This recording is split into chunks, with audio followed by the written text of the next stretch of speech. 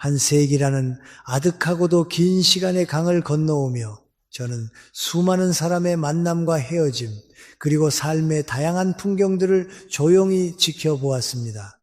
많은 이들이 나이가 든다는 것은 곧 무언가를 끊임없이 잃어버리는 쇠퇴의 과정이라고 생각합니다. 젊음을 잃고 건강을 잃고 세상의 중심에서 밀려난다고 한탄하죠. 그러나 이 100년의 세월이 저에게 가르쳐준 아주 단순하고도 명징한 진리가 하나 있습니다. 노년은 잃어버리는 시기가 아니라 불필요한 것들을 덜어내고 우리 내면에 남은 가장 순수한 본질을 겉으로 드러내는 성숙의 시기라는 것입니다. 그렇기에 타인의 시선에 가장 먼저 닿는 것은 당신이 평생토록 쌓아 올린 거대한 재산도 아니요, 머릿속에 깊숙이 감추어둔 심오한 지식도 아닙니다. 오히려 사람의 마음을 먼저 움직이고 그 사람의 본질을 대변하는 것은 정갈하게 다려진 옷깃의 단정함과 얼굴에 내려앉은 고요하고 평온한 기운입니다. 외모는 그저 피상적인 껍데기가 아닙니다. 그것은 당신이 살아온 세월의 무게와 현재 내면의 상태를 투명하게 비추는 영혼의 거울이기 때문입니다. 그런데 참으로 안타깝게도 중년을 지나 인생의 황혼기에 접어들면 많은 분들이 스스로를 방치하는 뼈아픈 실수를 범하곤 합니다. 거울 앞을 서성이는 시간은 점점 줄어들고 이제 다 늙었는데 아무렇게나 입으면 어때? 이 나이에 누구에게 잘 보일 일이 있다고 꾸미겠어? 라며 혀를 차곤 하시지요. 그렇게 자신을 돌보는 일을 조용히 그러나 무책임하게 내려놓습니다. 구겨지고 해진 옷을 무심히 걸치고 헝클어진 머리를 빗어 넘길 생각조차 하지 않은 채 무의미한 하루하루를 보냅니다.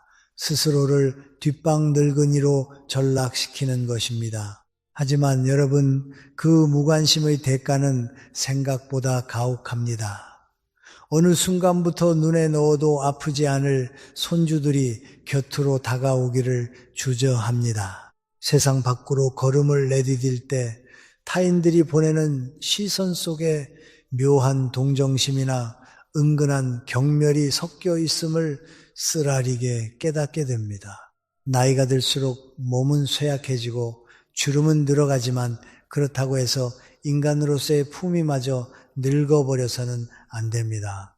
스스로를 귀하게 여기지 않고 방치하는 사람을 세상이 먼저 귀하게 여겨줄 리 만무합니다. 외모의 흐트러짐과 지저분함은 단순히 젊음의 물리적인 아름다움을 잃어버리는 차원의 문제가 아닙니다. 그것은 한 인간으로서 마땅히 지켜야 할 존엄성, 그 가장 견고한 울타리를 스스로 허물어버리는 슬프고도 치명적인 상실입니다. 삶에 대한 애착을 놓아버렸다는 자포자기의 선언과도 같은 것입니다.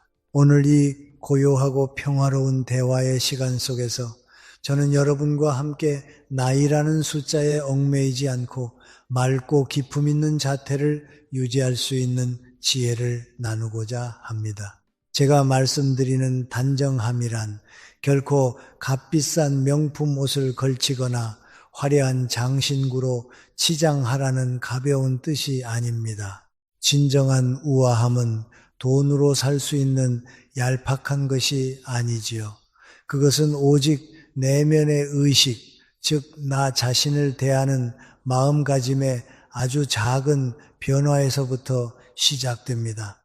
낡은 옷이라도 깨끗하게 세탁하여 입고 매일 아침 거울 앞에서 스스로를 존중하는 태도로 하루를 맞이할 때 우리는 비로소 타인의 진심 어린 존중을 이끌어낼 수 있습니다.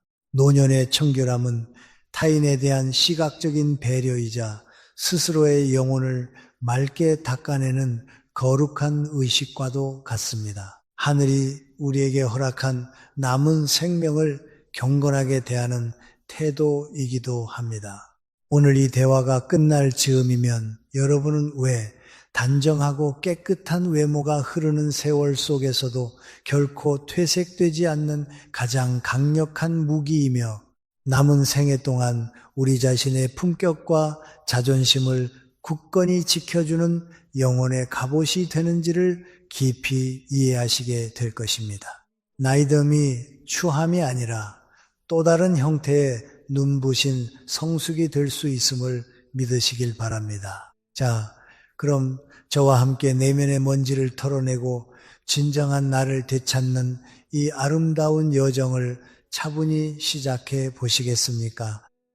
첫 번째로 여러분과 깊이 나누고 싶은 진리는 이것입니다. 단정함은 결코 세속적인 사치나 허영이 아니라 스스로를 귀하게 여기는 가장 높은 차원의 자존중감, z존중감이다 라는 사실입니다. 우리가 늙어가며 입는 옷이 반드시 비싼 명품이어야 할 이유는 전혀 없습니다.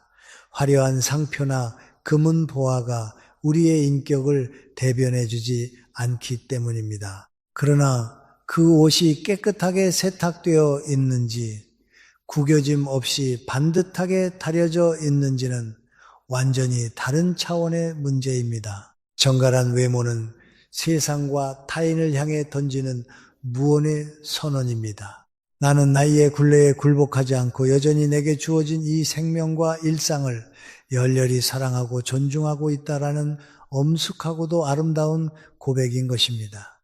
제가 1960년에 펴낸 책 고독이라는 병에서도 깊이 다룬 바 있습니다만 인간의 영혼이 병들고 무너져 내릴 때 가장 먼저 나타나는 증상은 바로 자신을 돌보는 일을 포기하는 것입니다. 스스로를 향한 사랑이 메말라 버리면 우리는 가장 먼저 거울을 외면하게 됩니다. 낡고 냄새나는 옷을 걸치고 헝클어진 머리를 방치하면서도 수치심을 느끼지 못하게 되지요. 이것은 단순한 게으름이 아닙니다. 내면의 깊은 우울과 고독 그리고 허무주의가 겉으로 배어나오는 비극적인 신호입니다. 기억하십시오. 내가 나 자신을 하찮고 쓸모없는 존재로 여겨 헐값에 방치하면 무심한 세상 역시 나를 딱 그 헐값으로 대우하고 평가합니다. 스스로를 향한 정성스러운 돌봄은 나는 여전히 타인에게 다정하게 대우받을 자격이 있는 존엄한 존재다라고 자기 자신의 영혼과 나누는 따뜻한 대화입니다. 제 기억의 시계를 아주 오래전으로 되돌려 보겠습니다. 제가 젊은 시절 일제강점기에 암울했던 시기에 일본의 조치대학 샹즈 다혹으로 유학을 떠나 철학을 공부하던 때의 일입니다. 그 시절 저와 함께 청운의 뜻을 품고 동문수학했던 벗들 중에는 훗날 한국 사회의 큰 어른이 되신 고 김수환 추기경도 계셨습니다. 당시 우리 식민지 청년들의 삶은 지독하게 가난했고 당장 내일의 끼니를 걱정해야 할 만큼 궁핍했습니다. 화려한 옷은커녕 사계절 내내 입을 단벌 옷조차 마땅치 않았습니다. 하지만 진리를 탐구하는 진짜 학자들의 모습은 결코 초라하거나 남루하지 않았습니다. 우리는 아무리 밤을 새워 공부하고 몸이 지쳐도 다음날 강의실에 가기 전에는 반드시 찬물에 직접 셔츠를 빨았습니다. 다리미가 없으면 두꺼운 전공서적 사이에 젖은 옷깃을 끼워 밤새 눌러서라도 빳빳하게 각을 세워 입고 나섰습니다. 가난에 찌들어 옷은 낡았을지언정 그 깨끗한 셔츠 깃 위로 드러난 청년들의 눈빛에는 그 무엇으로도 꺾을 수 없는 학자의 기골과 기품이 서려 있었습니다. 옷깃을 반듯하게 펴는 그 소박한 행위가 험난한 시대 속에서도 우리의 정신이 무너지지 않도록 지탱해준 든든한 버팀목이었던 것입니다. 반면 외모가 무너지면 어떻게 인간의 자존심마저 함께 무너지는지 보여주는 씁쓸한 일화도 있습니다. 얼마 전 저의 오랜 친구 하나가 겪은 일입니다. 그 친구는 어느 날 집 앞인데 뭐 어때? 보는 사람도 없는데 하는 안일한 생각으로 무릎이 다 늘어난 잠옷 바지에 꽤 죄죄한 티셔츠를 대충 걸친 채 동네 마트로 향했습니다. 그런데 물건을 고르고 계산대 앞에 섰을 때 자신보다 한참이나 어린 젊은 직원이 퉁명스럽고 무례한 태도로 자신을 대하는 것을 느꼈다고 합니다. 심지어 뒤에 서 있던 사람들도 그를 피하듯 은근히 거리를 두는 모습을 보았지요. 친구는 그날 깊은 모멸감과 분노를 느끼며 집으로 돌아와 저에게 전화를 걸어 하소연을 쏟아냈습니다. 요즘 젊은 사람들은 노인에 대한 공경심이 전혀 없다며 억울해했습니다. 하지만 저는 그 친구의 위로를 바라는 마음에 동조하는 대신 조용히 그러나 단호하게 말해 주었습니다. 자네가 먼저 그들에게 무시당할 만한 빌미를 제공한 것은 아닌가.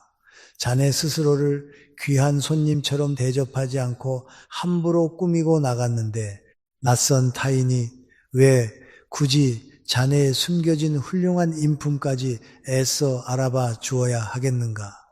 인간관계에 보이지 않는 경계선, 그 존중의 방어막은 바로 내 옷차림과 태도에서부터 세워지는 법입니다. 그러니 사랑하는 벗들이여, 오늘부터 우리의 남은 삶을 위해 아주 작고 구체적인 규칙 하나를 세워보시기를 간곡히 권합니다.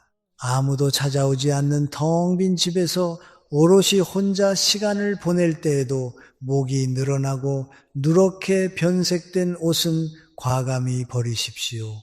낡은 옷은 우리의 마음마저 낡고 병들게 만듭니다. 나 혼자 먹는 한 끼의 식사라도 거실 바닥에 대충 쭈그리고 앉아 냄비째로 허겁지겁 드시지 마십시오. 찬장에서 가장 깨끗하고 예쁜 그릇을 꺼내어 정갈하게 음식을 담고 단정한 옷차림으로 식탁에 앉아 식사하십시오. 외출을 하지 않는 날에도 아침에 일어나면 거울을 보며 빗질을 하고 얼굴에 생기를 불어넣는 세수를 하십시오. 이것은 남에게 보여주기 위한 가식적인 연극이 아닙니다. 내 생명의 주인이자 내 인생의 가장 소중한 동반자인 나 자신에게 바치는 마땅한 예의입니다. 스스로의 존엄을 지키기 위해 단정함을 유지하는 사람, 그 내면의 굳건한 힘이 겉으로 뿜어져 나오는 사람을 향해 세상은 감히 함부로 돌을 던지거나 가벼운 시선을 보내지 못합니다. 자신을 귀하게 여기는 사람만이 타인에게도 귀한 대접을 받을 수 있다는 사실, 이것이 바로 단정함이 가진 가장 강력하고도 아름다운 무기입니다. 두 번째로 여러분과 깊이 나누고자 하는 지혜는 청결함과 단정함이 인간관계에서 만들어내는 보이지 않는 경계선의 힘에 대한 것입니다. 여러분, 우리가 세상을 살아가며 맺는 수많은 관계 속에서 스스로를 지키는 가장 견고한 방패가 무엇이라고 생각하십니까? 유창한 말솜씨입니까? 아니면 높은 사회적 지위입니까? 100년이 넘는 세월 동안 무수한 사람들의 만남과 헤어짐, 존중과 무시의 찰나를 지켜본 제가 내린 결론은 조금 다릅니다. 타인이 나를 함부로 대하지 못하게 만드는 가장 강력한 방어막은 바로 내 몸과 옷차림에서 배어나오는 깨끗함입니다. 단정한 외모는 그 자체로 타인에게 침범할 수 없는 보이지 않는 경계선 invisible boundary를 설정해 줍니다. 인간의 신연에는 참으로 얇고도 서글픈 본능이 하나 숨어 있습니다.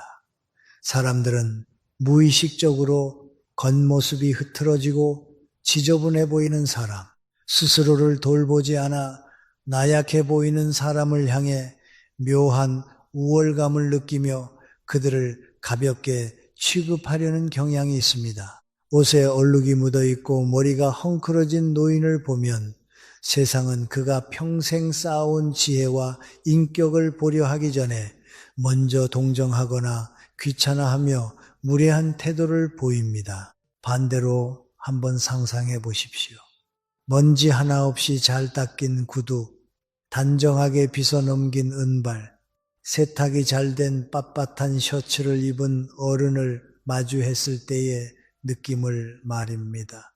그런 사람 앞에서는 누구도 함부로 농담을 던지거나 무례한 행동을 하지 못합니다. 왜냐하면 그 정돈된 외모가 곧 나는 나 자신을 엄격하게 통제하고 관리하는 사람이다라는 절제의 권위, authority of discipline을 뿜어내고 있기 때문입니다. 즉 겉모습의 정도는 세상의 소음과 타인의 무례함으로부터 내면의 평화를 지켜내는 튼튼한 영혼의 갑옷인 셈입니다. 이러한 철학은 멀리 있는 타인과의 관계뿐만 아니라 가장 가까운 가족, 특히 자녀나 손주들과의 관계에서 더욱 극명하게 나타납니다. 우리는 흔히 핏줄로 이어진 가족 사이에는 겉모습이 중요하지 않다고 착각합니다. 하지만 실상은 전혀 그렇지 않습니다. 명절이나 주말에 출가한 자녀들이 혹은 사위나 며느리, 눈에 넣어도 아프지 않을 손주들이 오랜만에 집에 찾아왔을 때를 떠올려 보십시오. 만약 부모인 여러분이 며칠째 빨지 않은 냄새나는 옷을 입고 있고 집안 곳곳에 버리지 않은 물건들이 어지럽게 널려 있다면 자녀들의 마음속에는 어떤 감정이 피어오를까요?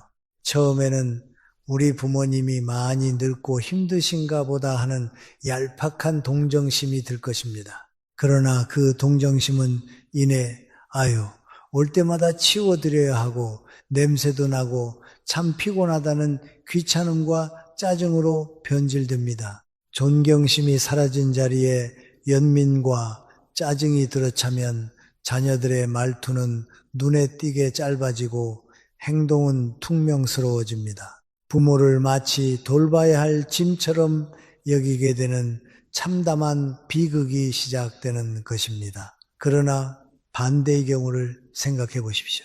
자녀들이 현관문을 열고 들어섰을 때 집안은 환기되어 맑은 공기가 흐르고 부모는 비록 낡았지만 깨끗하게 다려진 옷을 입고 온화한 미소로 그들을 맞이합니다.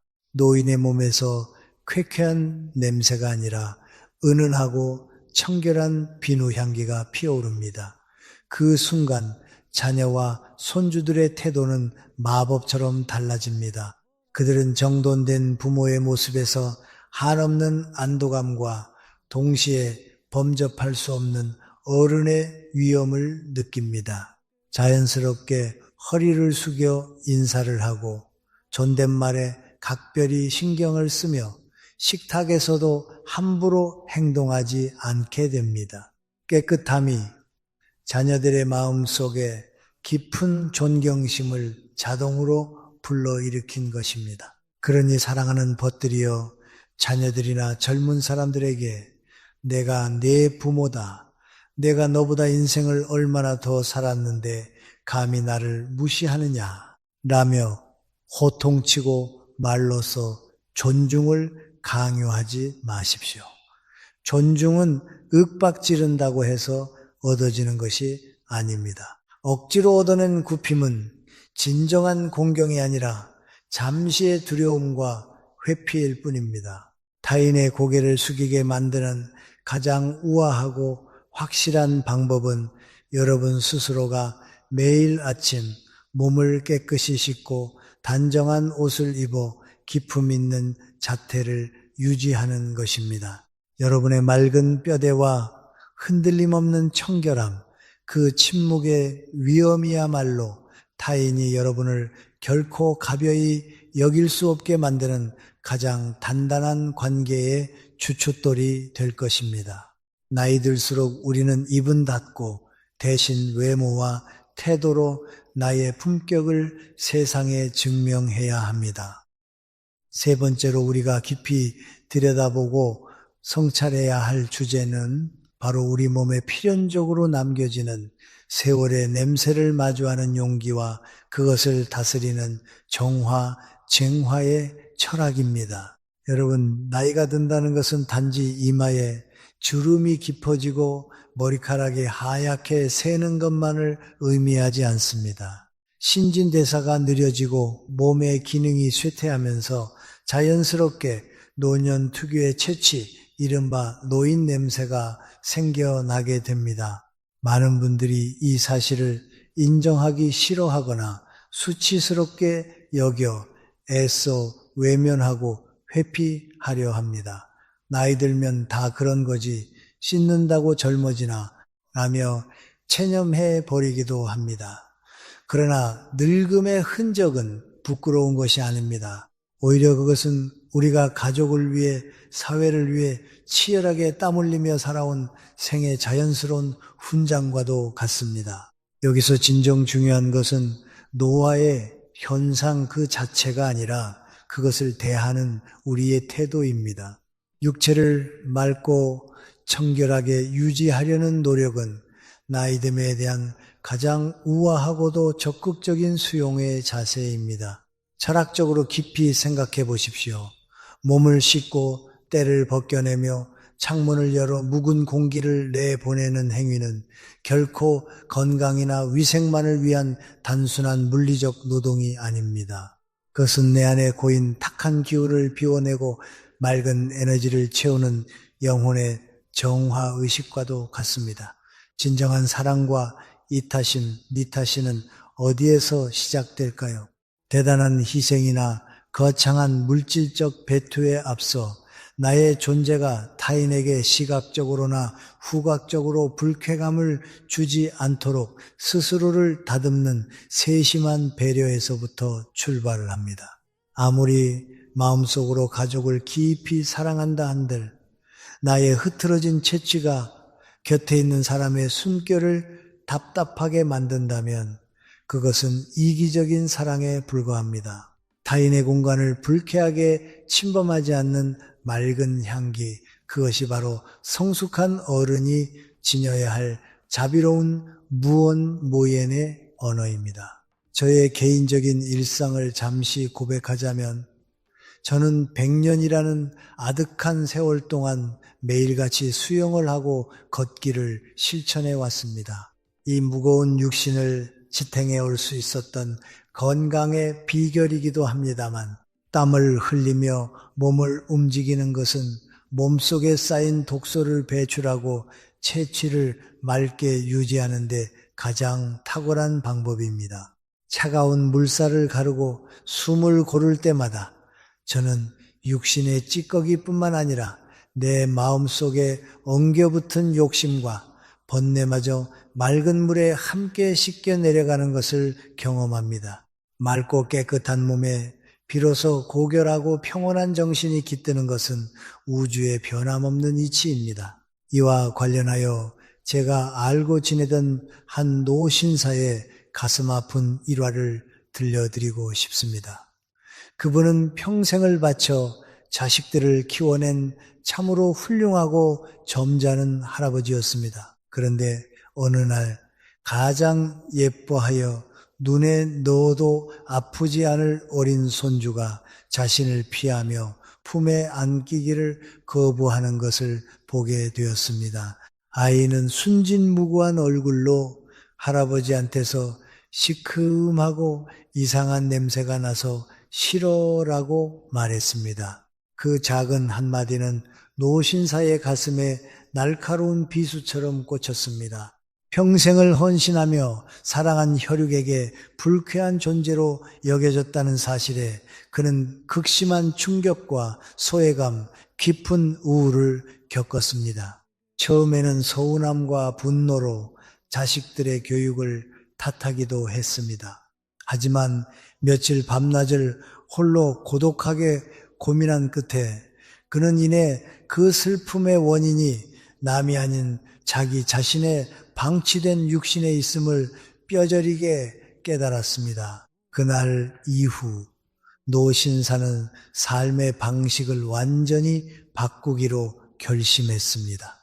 귀찮음을 이겨내고 매일 아침 저녁으로 따뜻한 물에 몸을 씻어냈습니다. 자극적이지 않고 은은한 허브 향이 나는 천연 비누를 구해 구석구석 정성껏 몸을 닦았습니다. 매일 입는 속옷을 자주 삶아 빨고 햇볕이 눈부시게 좋은 날이면 어김없이 이불과 베개를 마당에 널어 일광소독을 했습니다.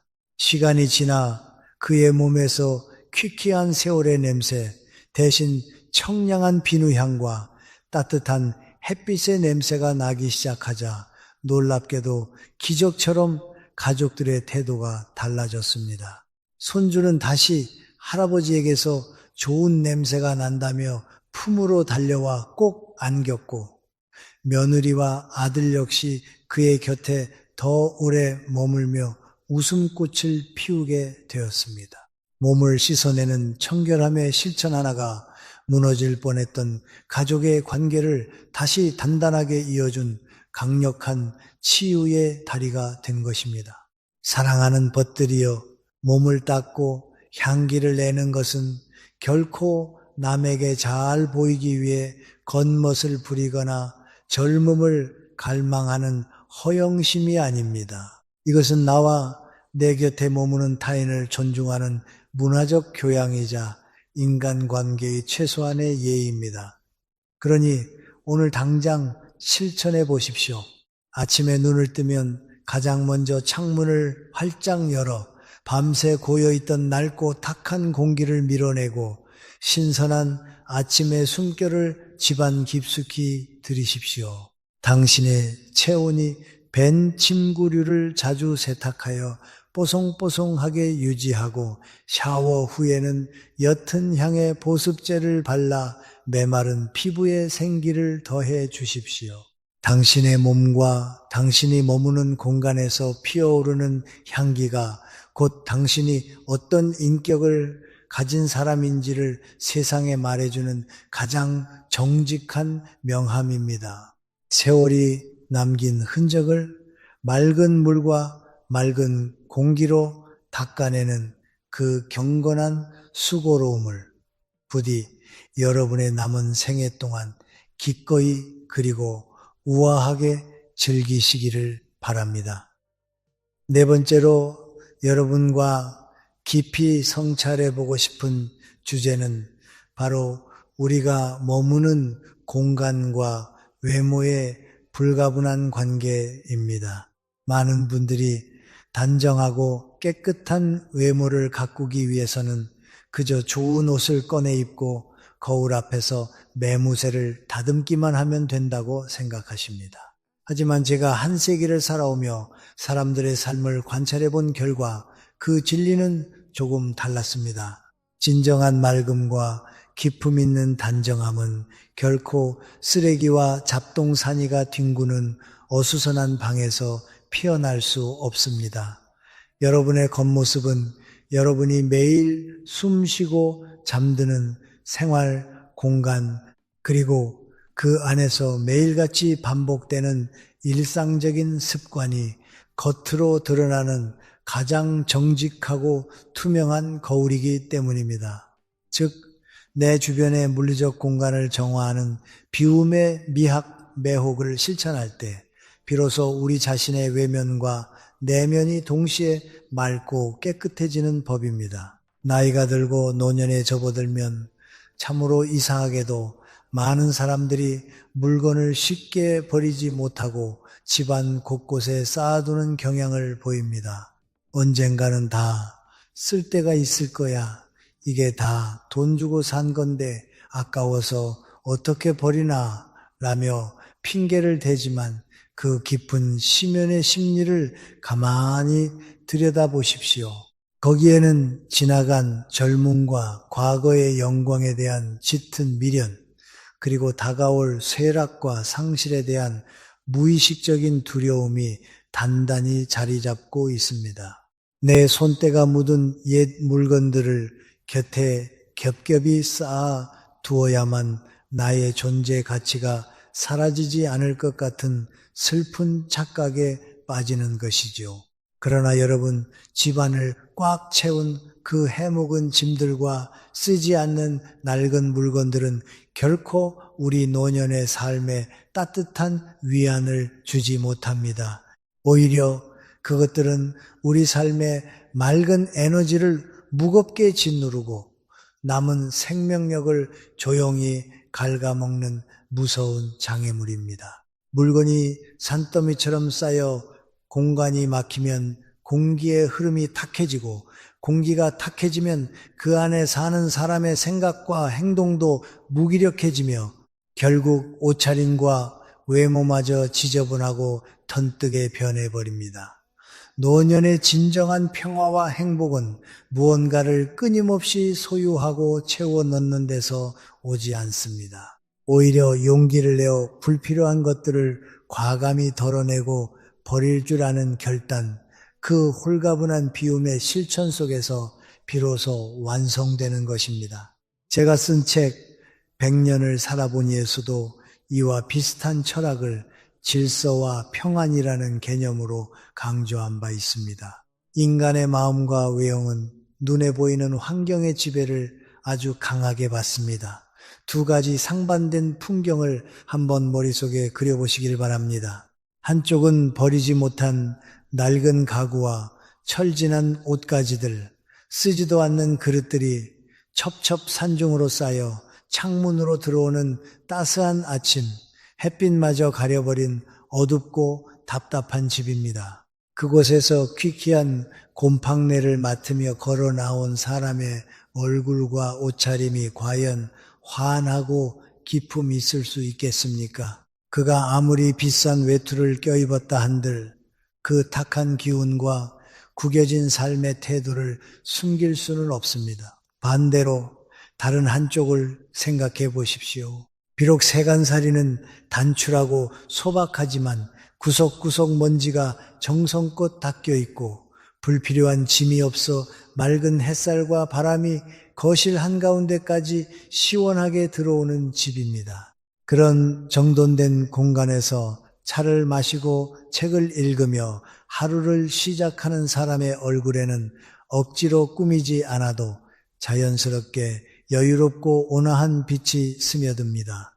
옷장에서 불필요한 물건을 비워내고 정리하다 보면 우리는 자연스럽게 목이 늘어난 낡은 셔츠나 지울 수 없는 얼룩이 바지들을 버리게 됩니다. 그리고 오직 나의 품격을 지켜줄 수 있는 정갈하고 단정한 옷들만을 남기게 되지요.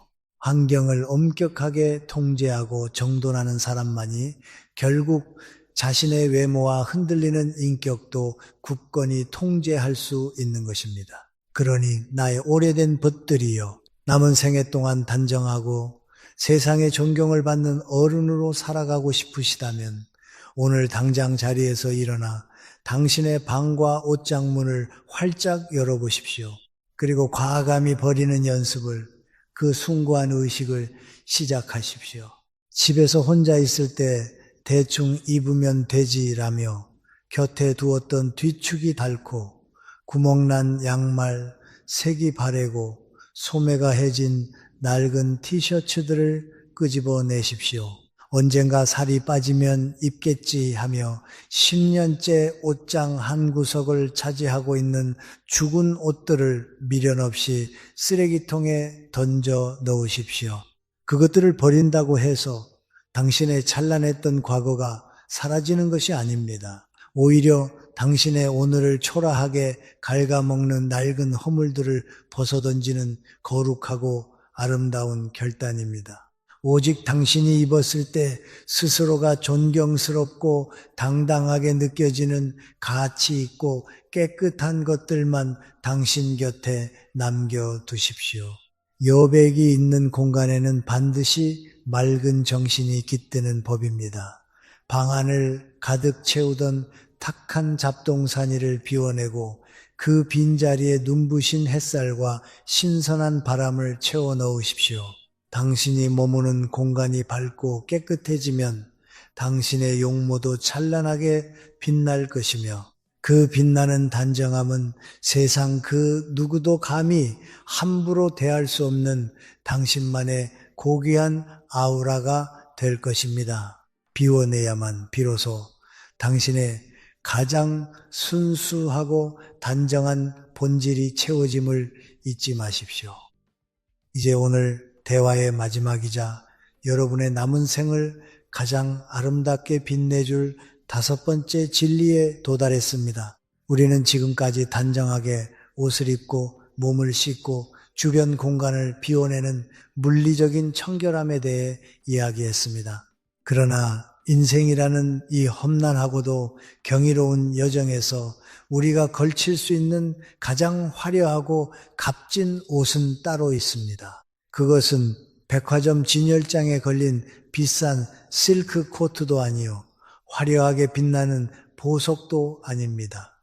인간이 지닐 수 있는 최고의 아름다움은 바로 어떠한 시련 앞에서도 무너지지 않는 꼿꼿하고 당당한 자세, 포스처와 얼굴 전체에 잔잔하게 피어오르는 온화하고 자애로운 미소에서 뿜어져 나오는 숭고한 기품입니다. 60세, 70세를 지나 저처럼 100세가 넘는 아득한 나이에 이르게 되면 우리의 육체는 거스를 수 없는 시간의 법칙 앞에 순응하게 됩니다. 이마와 눈가에는 깊은 주름이 훈장처럼 새겨지고 팽팽했던 피부는 탄력을 잃으며 관절은 예전처럼 부드럽게 움직여주지 않습니다. 그러나 여러분, 물리적인 노화가 곧 영혼의 늙음이나 쇠퇴를 의미하는 것은 결코 아닙니다. 제가 늘 강조하듯이 인간은 나이가 들어서 늙는 것이 아니라 자신이 늙었다고 생각하고 배움과 성장을 멈출 때 비로소 늙어가는 것입니다. 많은 사람들이 나이가 들면 세월의 무게와 다가올 죽음에 대한 두려움에 굴복하여 자신도 모르게 어깨를 축 늘어뜨리고 등을 구부정하게 만듭니다. 운명의 백기를 든 사람처럼 고개를 숙이고 걷는 노년의 뒷모습은 보는 이로 하여금 깊은 서글픔과 처연한 연민을 자아내게 하지요. 하지만 반대로 생각해 보십시오. 머리는 비록 하얗게 새고 얼굴에 주름이 가득할지라도 언제나 꼿꼿하게 허리를 펴고 조급함 없이 여유롭고 관대한 걸음걸이를 유지하며 세상의 모든 풍파를 품어내는 평화로운 미소를 짓는 어른을 마주했을 때 우리는 무엇을 느낍니까? 우리는 그에게서 가여운 노인이 아니라 시대를 초월한 영혼의 상징이자 범접할 수 없는 거룩한 위엄을 봅니다. 타인을 헐뜯거나 비난하지 않고 함부로 분노를 터뜨리지 않으며 내면의 고요한 평온을 유지하는 절제력, 그것이야말로 세월이 앗아간 젊음의 빈자리를 완벽하게 채워주고 우리 얼굴을 가장 우아하게 빛내주는 최고의 화장품인 셈입니다. 이러한 철학은 제가 1991년에 펴낸 책 나는 사랑한다. 그러므로 나는 있다의 핵심 메시지와도 깊이 맞닿아 있습니다. 데카르트의 유명한 명제를 빌려와 제가 말씀드리고 싶었던 것은 이성적인 생각만으로는 인간이 그저 차가운 기계에 불과하다는 사실이었습니다. 타인의 아픔에 공감하고 눈물 흘릴 줄 아는 따뜻한 사랑과 연민만이 우리에게 진정한 영혼을 부여합니다. 그리고 그 내면의 영혼은 시간이 지날수록 우리의 얼굴이라는 캔버스 위에 고스란히 흉터처럼 혹은 비처럼 그려지기 마련입니다. 주변을 가만히 둘러보십시오. 늘 세상과 타인을 향해 불평불만을 늘어놓고 지나간 시대를 원망하며 자식들의 작은 실수조차 용납하지 못해 매사 잔소리와 원망을 달고 사는 사람의 얼굴을 보신 적이 있습니까? 그들의 얼굴에는 분노와 억울함, 날카로운 신경질이 근육 사이사이에 깊이 박혀 매우 흉측하고 다가가기 힘든 험악한 인상으로 굳어버립니다. 아무리 비싸고 화려한 명품 옷으로 몸을 감싼다 한들 그 미간의 깊은 주름과 굳게 담은 차가운 입술 앞에서는 그 어떤 우아함도 피어날 수 없습니다. 반면 끊임없이 스스로의 내면을 닫고 자신에게 상처 준 이들을 너그럽게 용서하며 늘 입가에 감사와 사랑의 미소를 머금고 살아가는 사람의 얼굴은 어떻습니까? 그 얼굴에는 나이와 외모를 초월한 성스럽고 따뜻한 빛이 흘러나와 누구든 그 곁에 다가서서 위로를 받고 싶어지는 축복의 얼굴이 됩니다. 제가 105세라는 나이에도 불구하고 여전히 지팡이에 온전히 의지하지 않고 꼿꼿하게 등허리를 펴고 세상을 향해 걸어갈 수 있는 이유는 제 육체가 남들보다 특별히 강인해서가 결코 아닙니다. 저는 지난 한 세기 동안 겪어온 전쟁의 참혹함, 가난, 수많은 삶의 모진 풍파와 절망적인 유혹 앞에서도 단 한 번도 비관주의에 무릎 꿇거나 제 영혼의 고개를 숙이지 않았기 때문입니다. 내면의 꼿꼿한 자존심과 사랑이 결국 외면의 당당한 자세로 현연하는 것입니다. 그러니 나와 함께 늙어가는 존귀한 벗들이여, 내일 아침 잠에서 깨어 거울 앞에 서거든 가장 먼저 이렇게 행동해 보십시오. 의식적으로 굽은 어깨를 활짝 뒤로 젖히고 척추를 반듯하게 세우며 당신의 당당한 존재를 확인하십시오. 그리고 오늘 하루 누군가를 만나 대화를 나누게 된다면 내가 여기저기 아프다는 구차한 하소연이나 나를 알아주지 않는 자식에 대한 섭섭함, 세상에 대한 불필요한 원망의 말들은 마음속 깊은 곳에 조용히 묻어두십시오. 대신 그 자리에 타인을 향한 따뜻한 위로의 미소를 채우고 긍정적이고 품격 있는 언어만을 정성스럽게 선택하여 입에 담으십시오. 이웃의 작은 친절에 고개를 숙여 진심으로 감사하고 젊은이들의 수고를 따뜻한 말로 칭찬하십시오.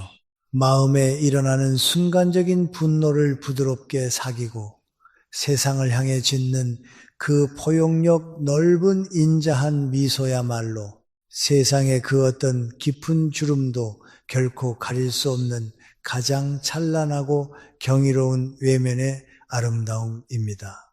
살아 숨쉬는 마지막 날까지 당신의 그 꼿꼿한 뼈대와 따뜻한 표정이 잃어버리지 않는 당신만의 자부심이 되기를, 그리고 남은 생애를 눈부시게 비추는 가장 위대한 유산이 되기를 진심으로 기원합니다. 이제 길고 깊었던 우리의 고요한 대화도 어느덧 그 끝을 향해 가고 있습니다.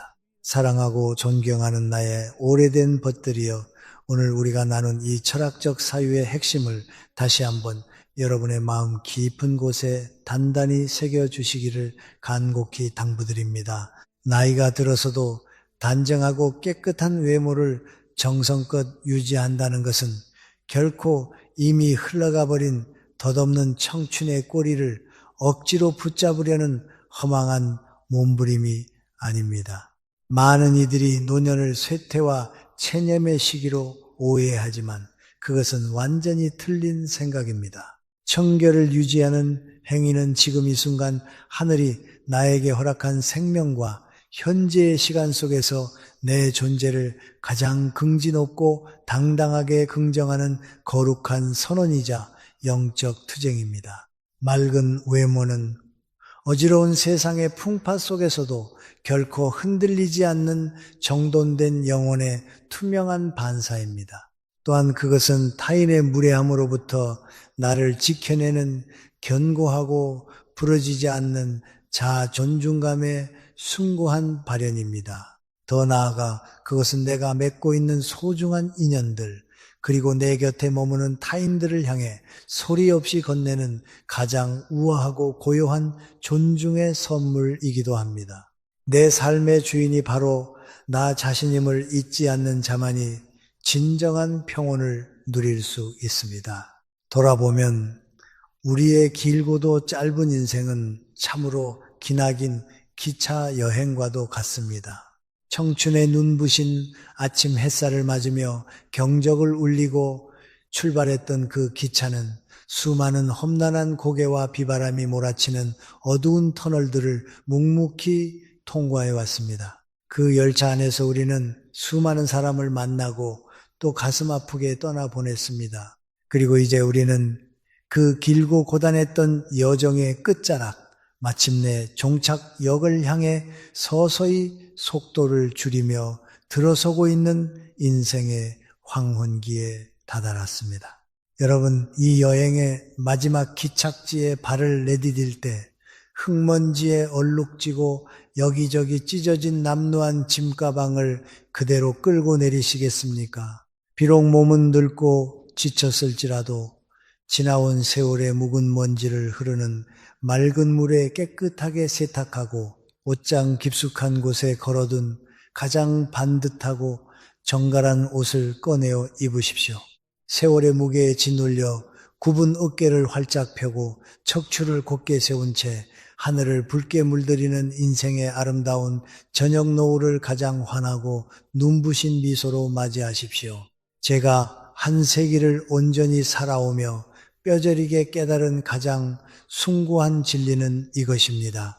역사에 이름을 남기거나 세상이 우러러보는 위대한 사람이 되기를 갈망하기 전에 부디 스스로의 양심에 비추어 부끄러움이 없는 단정하고 좋은 사람이 되기를 먼저 선택하십시오. 위대함은 시대와 운명이 만드는 것일지 몰라도 단정함과 훌륭한 인격은 오직 나 자신의 뼈를 깎는 성찰과 정성으로만 완성될 수 있기 때문입니다. 오늘 세상을 향해 걸어갈 날보다 살아온 날들을 조용히 돌아볼 시간이 더 많은 105세 노웅로웅의 이 조용하고 담담한 고백이 삶의 의미를 잃고 어두운 밤하늘을 헤매는 여러분의 마음속에 작은 위로와 지혜의 빛을 던져주었기를 진심으로 바랍니다. 만약 제 부족한 이야기가 여러분의 메마른 영혼에 작은 울림을 남겼다면 좋아요와 구독을 눌러 여러분의 다정한 발자취를 남겨주시길 청합니다. 그것은 저와 여러분이 물리적인 시공간을 넘어 지적인 연대와 따뜻한 우정을 맺고 있다는 가장 아름다운 증표가 될 것입니다. 그리고 이 영상이 끝나고 나면 주저하지 마시고 아래 댓글창에 오늘 여러분이 스스로를 진실로 사랑하기 위해 당장 실천할 아주 구체적이고 작은 행동 하나를 적어 주십시오. 오랫동안 묵혀두었던 낡은 옷장을 열어 불필요한 옷들을 과감히 비워내는 일도 참으로 좋고 내일 아침 나 자신을 위해 입을 하얀 셔츠를 정성껏 다림질하는 소박한 행동도 훌륭합니다. 여러분의 그 고귀한 결심을 활자로 남기는 순간 인생의 경이로운 변화는 이미 시작된 것입니다. 지금까지 여러분의 곁에서 그 삶의 무게를 진심으로 공감하고 응원하는 여러분의 오래된 벗 김영석이었습니다. 오늘 하루도 스스로를 가장 귀한 손님처럼 여기며 후회 없이 충만하고 긍지 높은 하루를 보내시기를 두 손 모아 간절히 기원합니다. 평안하십시오.